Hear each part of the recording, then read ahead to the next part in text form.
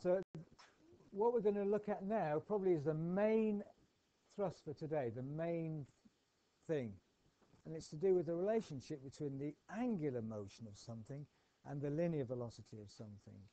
So we're going to make a few definitions and then talk about the connection between angular velocity and linear velocity, which is useful for engineers. And it's all focused around this idea of a rotating vector, or a rotating phasor as it's sometimes called. And that's this here. This is the phasor. And we can consider a point on the end of the phasor as it rotates around in a circle. As usual, rotations are considered anti-clockwise, going around this way. So certainly initially we start off at time 0 with the thing in the horizontal plane like this, along that positive real axis. So it's here at time 0. Later on we might consider, and you will consider in electronics, what happens if it starts off there, for example, out of phase, we say. So then we have to consider this phase difference. But for now, there. Now, time 0, it's there, and as time starts to move, it goes round in the circle, like this, anti-clockwise, and eventually gets back to here again. And we know if we were to measure the angle now, that would be 2 pi radians all the way around.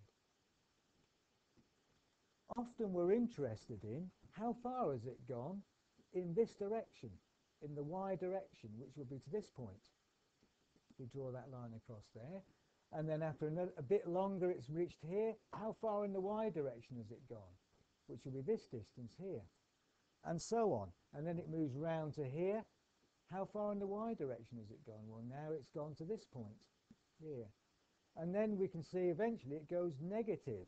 So it's going that way, that far in the y direction. So it actually goes positive and then negative, and it oscillates backwards and forwards like this. And we'll talk about that oscillation in terms of time, and you end up with a sine wave. Okay, so we're going to leading up to these things like sine waves and cosines and tangents, which relates back to what we talked about earlier. So initially, though, we've got this point, and it's rotating around anti-clockwise. So the first thing we do is we define the rate of rotation. Linear velocity is a measure of how far we go in a certain time, in a direction, meters per second. How far do we go in meters divided by the time? Angular velocity is exactly the same idea, but instead of distance, it's angle. So after a time t, it's moved. This point is moved from there to there, say. So it's moved an angle theta. And so now we define this thing called the angular velocity, which is the angle divided by the time. So we measure angular velocity, omega. We define angular velocity, omega. This symbol here looks like a W, but it's a curly W, letter omega from the Greek alphabet, and that's angular velocity.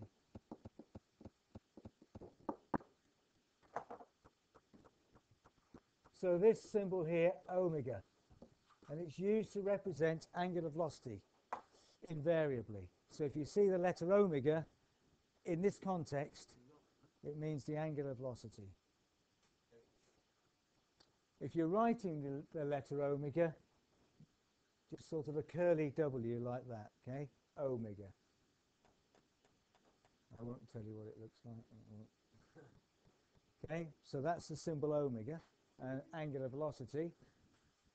And it's measured in, because we measure angles in radians and time in seconds, like linear velocity is in meters per second, angular velocity is measured in radians per second. Okay. Also, we can define frequency. F. I need you listening in, please. Frequency, F, the definition of, we know what frequency is measured in. It's the number of oscillations per second, cycles per second. In this context, it's the number of turns per second. So by a turn, I mean a complete turn, 2 pi radians. The number of complete turns per second. That's the definition of the frequency. And as we'll see, a complete turn for that sine wave is associated with what you would know would be one wave, one sine wave. Number of turns per second, measured in hertz, Hz for hertz, or cycles per second. And I think you know that already. It's the number of turns per second, cycles per second. With this knowledge of what angular velocity means, the angle it's gone through in a certain time is the angle it goes through divided per second, angle per second. That's related, if you think about it, to this frequency, which is the number of turns per second. You can see there must be a connection between the two. One complete turn is 2 pi radians. So if the frequency is 2, that means it's gone through 2 complete turns in a second. So 2 lots of 2 pi would be 4 pi, would be the angular velocity, radians per second. So in other words, the relationship, and this is the first key formula that we write down, is that the relationship between the angular velocity and the frequency is, the angular velocity is just 2 pi, which is one complete turn, multiplied by the number of turns per second, or the frequency.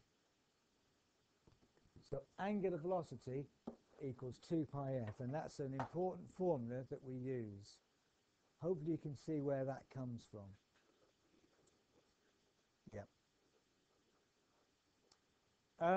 Average. We're assuming in all this that it's going around at a nice, smooth, constant angular velocity. So if it's speeding up and slowing down, then that would be an average. Now let's think about the linear velocity. So now this linear velocity, consider this point moving around. I'm now interested in literally how far in meters it's gone, the linear distance. Well, that's associated with the circumference of the circle, which is 2 pi r. The formula for the circumference of the circle is 2 pi r. So that's how far it's gone. It can be the radius of the circle multiplied by how many turns it's done in a second, the linear velocity. Remember, the linear velocity is distance over time, or meters per second. The frequency is the number of turns per second. So again, if it does 2 turns, that's 2 lots of the complete circumference of the circle, which is 2 pi r in a second. So that will be 4 pi r, and so on.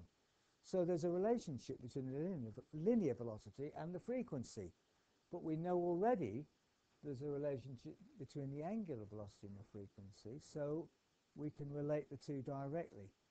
And I'm not going to show you the steps, but I think you can show that this leads to another formula which relates the linear velocity, v, and the angular velocity, r, omega rather.